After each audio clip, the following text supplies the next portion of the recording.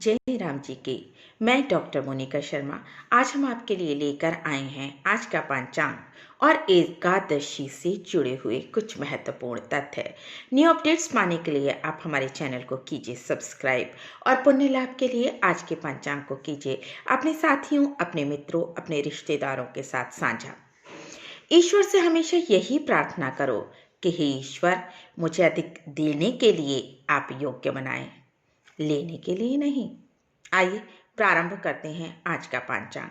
आज का हिंदू पंचांग कुछ इस प्रकार। दिनांक 26 नवंबर 2020, दिन गुरुवार, विक्रम संवत 2077, शक संवत 1942, आयन दक्षिणायन, ऋतु हेमंत, मास कार्तिक, पक्ष शुक्ल, तिथि द्वादशी, पूर्ण रात्रि तक, नक्षत्र रेवती, रात्रि 9:21 तक, तत्पश्चात अश्वनी, योग सिद्धि सुबह 7:36 तक, तत्पश्चात व्यतिपात, राहु काल दोपहर 1:48 से शाम 3:11 तक, सूर्योदय प्रातः 6:57 पर, सूर्यास्त 5:54, दिशाशूल दक्षिण दिशा में, व्रत पर्व विवरण, देवउठी प्रबोधनी एकादशी, भागवत, तुलसी विवाह प्रारंभ, चतुर्मास समाप्त, द्वादशी वृद्धि तिथि।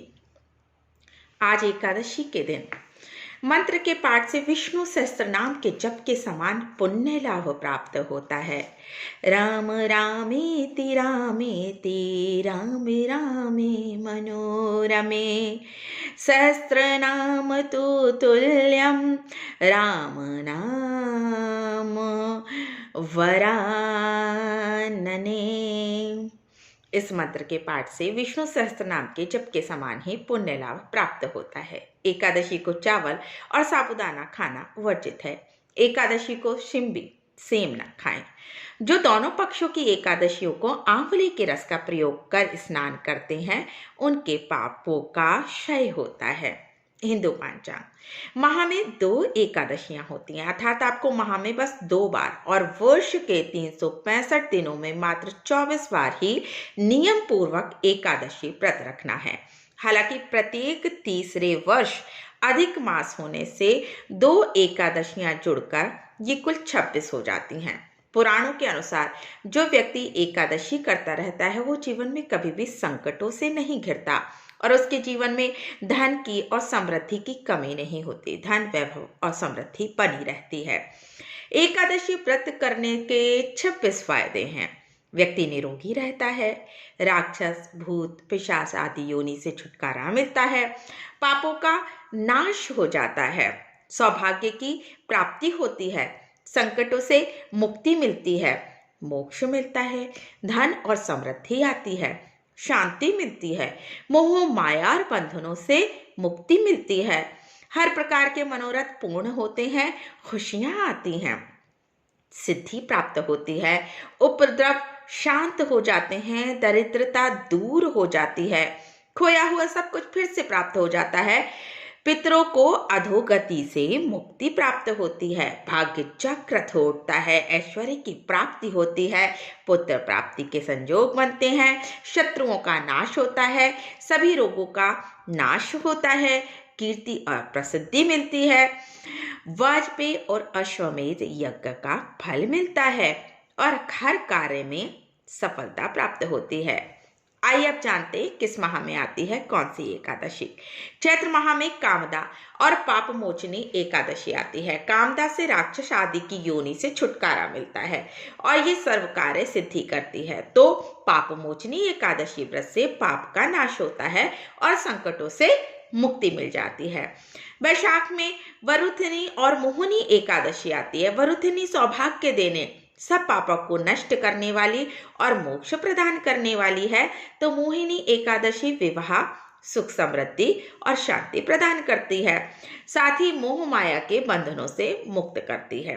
ज्येष्ठ माह में अपरा और निर्जला एकादशी आती है। अपरा एकादशी व्रत से मनुष्य को अपार खुशियों की प्राप्ति होती है और समस्त पापों से मुक्ति मिलती है। और निर्जला का अर्थ है निराहार और निर्जल रहकर व्रत करना। इसको करने से हर प्रकार के मनोरथ की सिद्धि होती है।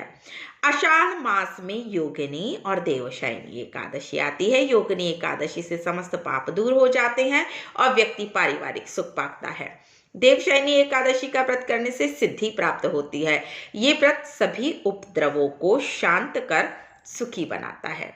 श्रावण माह में कामिका और पुत्रदा एकादशी आती है। कामिका एकादशी का व्रत सभी पापों से मुक्त कर जीव को कुयोनि को प्राप्त नहीं होने देता। पुत्रदा एकादशी करने से संतान सुख प्राप्त होता है।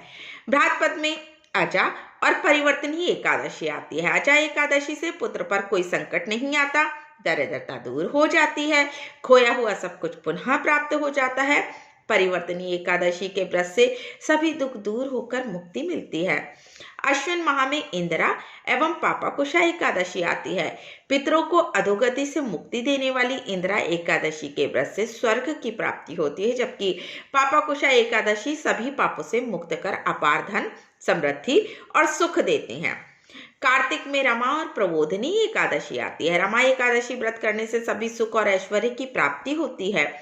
देव उठनी या प्रबोधिनी एकादशी का व्रत करने से भाग्य जागृत होता है। इस दिन तुलसी पूजा होती है। मार्गशीर्ष में उत्पन्ना और मोक्षदा एकादशी आती है।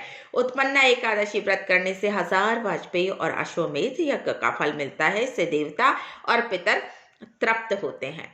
मोक्षदा एकादशी मोक्ष देने वाली होती है।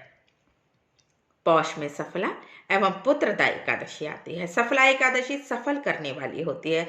सफलता व्रत रखने से अश्वमेध यज्ञ का फल प्राप्त होता है। सफला एकादशी के व्रत से पुत्र की प्राप्ति के लिए पुत्रदा एकादशी का व्रत करना चाहिए। माघ में षटतिला और जया एकादशी आती है। षटतिला एकादशी व्रत रखने से दुर्भाग्य, दरिद्रता और अनेक प्रकार के कष्ट दूर होकर मोक्ष की प्राप्ति होती है। जया एकादशी व्रत रखने से ब्रह्म हत्या आदि पापों से छूट मिल जाती है। व्यक्ति को मोक्ष करता है माना। भूत पिशाच आदि योनियों में जाता नहीं फिर मनुष्य। फागुन में विजया और आमल की एकादशी आती है। विजया एकादशी से भयंकर परेशानी से व्यक्ति छुटकारा पा जाता है।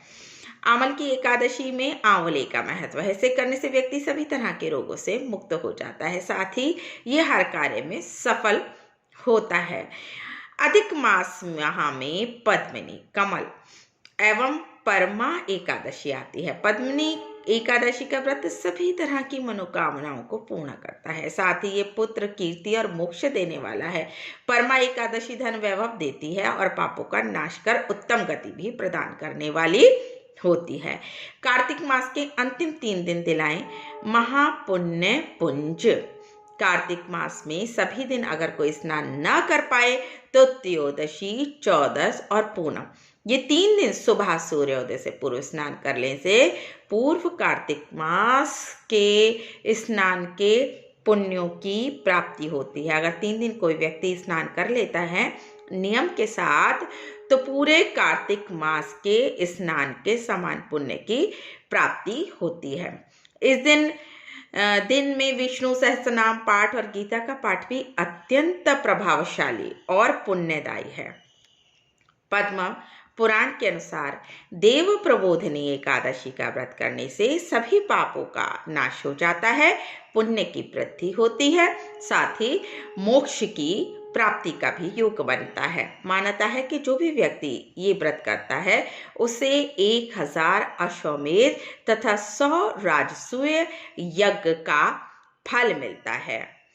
व्यतिपात योग 26 नवंबर 2020 गुरुवार को सुबह 7:37 से 27 नवंबर शुक्रवार को सुबह 8:30 तक व्यतिपात योग है। रखिए अपना ख्याल, अपने लिए ना सही अपनों के लिए। जय राम जी की।